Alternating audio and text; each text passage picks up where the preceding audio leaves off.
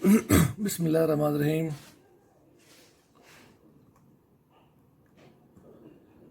Geography, BA BSc Part 1 and Part 2. My name is Amir Habib, lecturer Geography, government तालीमुल Islam college Chenab नगर। आज का हमारा ये second lecture है rocks के बारे में कि व्हाट इज़ रॉक्स। पिछले लेक्चर के अंदर हमने रॉक्स की तारीफ़ पढ़ी कि वो कहाँ पाई जाती हैं, इनकी तारीफ़ क्या है, किस किस मटेरियल से बनी होती हैं। उसके हमने क्लासिफिकेशन पढ़ी डिटेल के साथ। रॉक से मुराद हर नामियाती धाती और गैर धाती जो मवाद है जिससे हमारी ज़मीन का कशर बना है, क्रस्ट बना है, उसे हम रॉक कहते हैं। वो चिकनी मिट्टी की तरह मुलायम भी हो सकता है और वो फेल्सपार की तरह, ब्रिक की तरह वो सख्त भी, मज़ाहिम भी हो सकता है। उसके बाद हमने पिछले लेक्चर में क्लासिफिकेशंस की, इसके टाइप्स की। 3 टाइप्स हैं मेन: एजिनियस रॉक्स, सेडिमेंट्री रॉक्स और मेटामॉर्फिक रॉक्स। आसी चट्टानें, तहदार, रसूबी या सानवी चट्टानें और मुतग़य्यरा चट्टानें।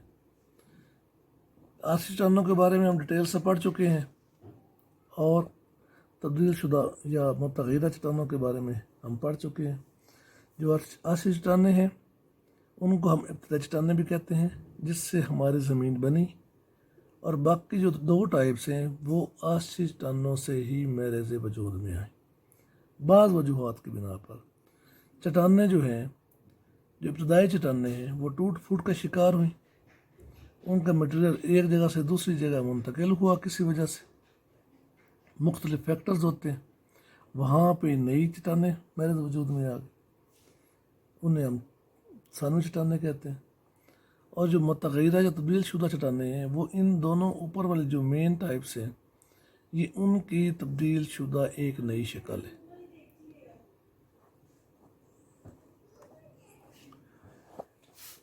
क्वेश्चन है जी, तहदार या रसूबी चट्टानों पर नोट लिखें या सानवी चट्टानों से क्या मुराद है, इसके मुख्तलिफ अक़साम की वजाहत करें या इन पर तफसीलन बहस करें।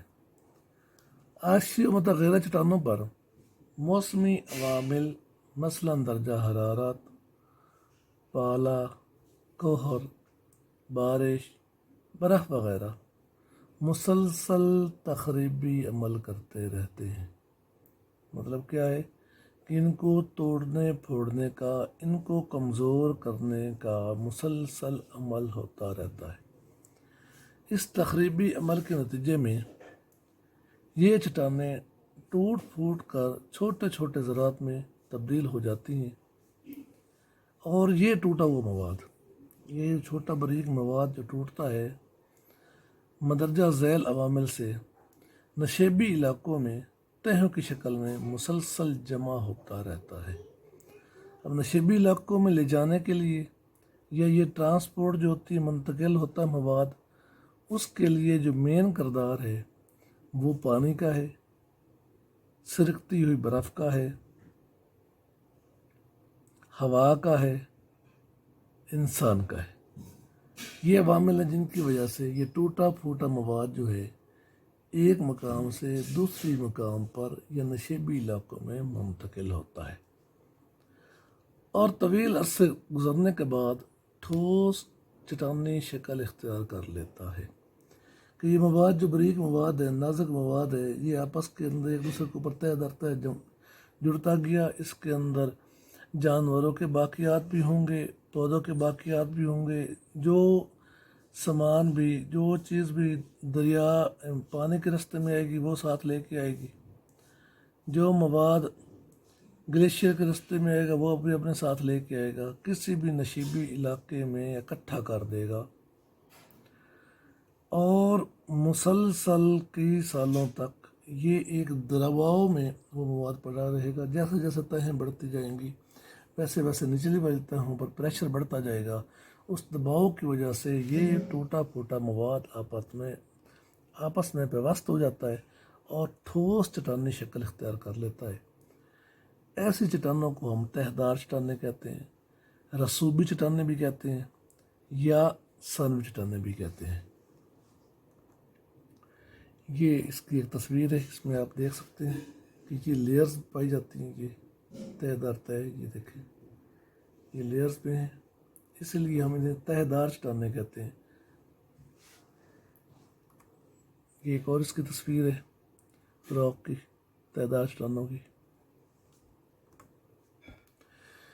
تہہ دار چٹانوں کی جو تقسیم ہے ہم دو طرح سے کرتے ہیں،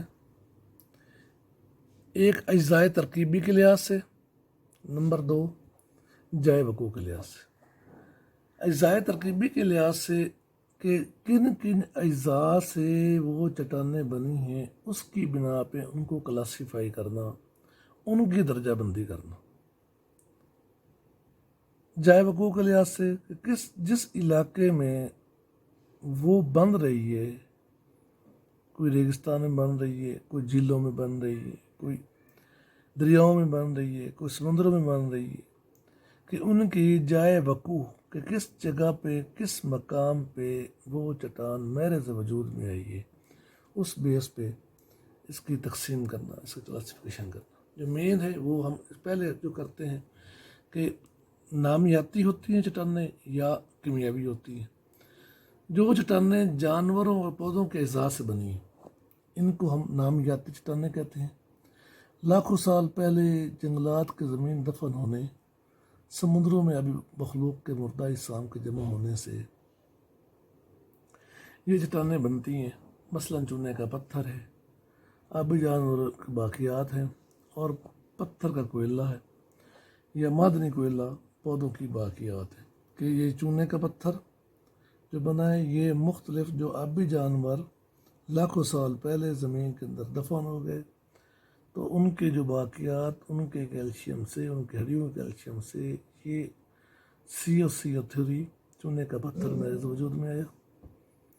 اور یہ جو معدنی کوئلہ ہے، جو کوئلے کے ذخائر جب ملتے ہیں، ان کے بارے میں ہے کہ یہ لاکھوں سال پہلے وہاں پہ کوئی جنگلات موجود تھے، ان جنگلات کے زمین برد ہونے سے یہ کوئلے کی شکل اختیار کر گئے۔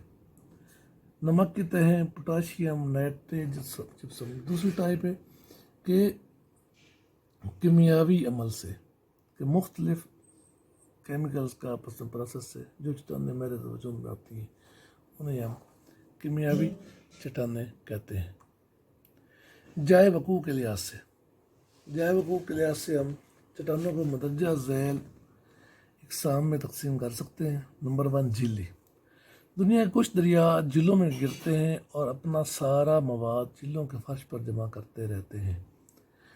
یہ مواد جھیلوں میں تہہ در تہہ جمع ہوتا رہتا ہے اور بیرونی مواد کے دباؤ سے نچلی تہیں ٹھوس چٹانی شکل اختیار کر لیتی ہیں۔ ان کو ہم جھیلی چٹانیں کہتے ہیں۔ کہ یہ کس کی ٹائپ ہے؟ جائے وقوع کے لحاظ سے۔ چونکہ یہ چٹانیں جھیلوں کے اندر بن رہی ہیں، اس لیے ہم ان کو جھیلی چٹانوں کا نام دیں گے۔ مثلاً شمالی امریکہ کا وسطی میدان اس کی بہترین مثال ہے۔ نمبر 2 سمندری چٹانیں۔ دنیا کے لاکھوں دریا سمندروں میں گرتے ہیں، مطلب راستے کے اندر کوئی جھیل نہیں آتی، ڈائریکٹ جھیل سے، پہاڑوں سے جہاں برف باری ہوتی ہے، گلیشیئر سے پگھلتے ہیں اور راستے میں مواد پوری میدانی علاقوں سے اکٹھا کرتے کرتے ایک سمندر میں جا گرتے ہیں، وہاں پہ ڈیلٹا بھی بناتے ہیں، اور وہ چٹانیں جو ہیں ان کے ساتھ لاکھوں ہزاروں ٹن جو مواد ہے وہ خشکی سے سمندروں میں لے کر آتے ہیں۔ یہ مواد پتھر، کنکر، ریت، مٹی وغیرہ پر مشتمل ہوتا ہے۔ اس میں سمندری جانوروں کے مردہ اجسام اور گھونگے بھی شامل ہو جاتے ہیں۔ یہ سارے کا سارا مواد تہہ در تہہ جمع ہوتا رہتا ہے۔ اس طرح سمندروں کی تہہ میں ٹھوس مواد تہہ در تہہ جمع ہوتا رہتا ہے۔ اس طرح سمندروں میں ٹھوس مواد کے تہہ در تہہ جمع ہونے سے چٹانیں بن جاتی ہیں، چٹانیں میرے وجود میں آ جاتی ہیں۔ ان کو ہم سمندری چٹانیں کہتے ہیں۔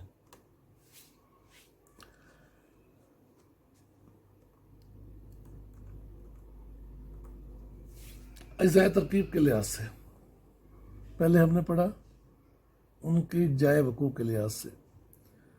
اب جو دوسری اس کی کلاسیفیکیشن ٹائپ ہے اجزائے ترکیبی کے لحاظ سے رسوبی چٹانوں کی اقسام. اکثر کوشچن آ جاتا ہے کہ رسوبی چٹانوں سے کیا مراد ہے.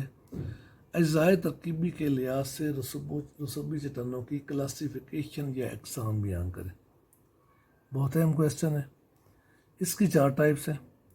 ریملی چٹانیں، یہ چٹانیں مطلب زراعت کے یہ چٹانیں ریت کے اجزاء سے بنتی ہیں.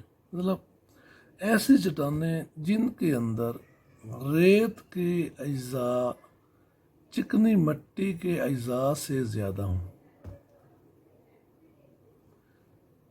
ریت ایسی چٹانوں کو ہم ریملی چٹانیں کہتے ہیں. ان میں کوارٹز کے ذرات بھی موجود ہوتے ہیں. ریت کے پتھر کو ہم اس کی بہترین مثال ہے. نمبر 2 سلسلی چٹانیں. یہ چٹانیں اب ان چٹانوں میں چکنی مٹی کی مقدار نمایاں ہوتی ہے. مطلب اس میں ریت کی مقدار کم اور چکنی مٹی کی مقدار زیادہ ہوتی ہے. شیل اس کی بہترین مثال ہے. پاکستان کے میدانی علاقوں اور پوٹوہار کے کچھ علاقوں میں یہ چٹانیں بکثرت پائی جاتی ہیں. نمبر 3 ہے کلسی. یہ چٹانیں آبی جانوروں کی باقیات سے بلتی ہیں. کلسی کیلشیم سے نکلا ہے کہ سمندروں میں آبی جانور مرتے ہیں تو ان کے مردہ اجسام تہ نشین ہوتے رہتے ہیں اور آخر کار چٹانوں کا حصہ بن جاتے ہیں. ان کو کلسی چٹانیں کہتے ہیں. چونے کا پتھر اور چاک اس کی بہترین مثال ہے. نمبر 4 ہے کاربن چٹانیں. کاربن سے زمانہ قدیم میں دنیا کے اکثر علاقے جنگلات سے ڈھکے ہوئے تھے.